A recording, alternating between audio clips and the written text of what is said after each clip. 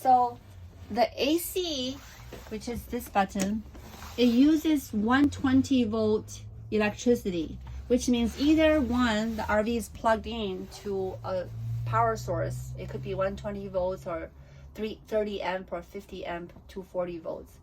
So either the AC will work, either there's the RV is plugged in to electricity source, or the generator is on.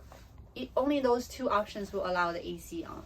If you turn on the car driving, you can have the AC blowing from the center. It'll help, but the main AC for the house above will not work unless there is power. Now heat is totally different. When you use heat, it uses propane.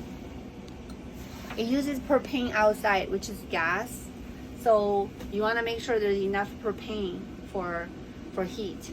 And then the vent for the heat is coming from down here because it's a different system.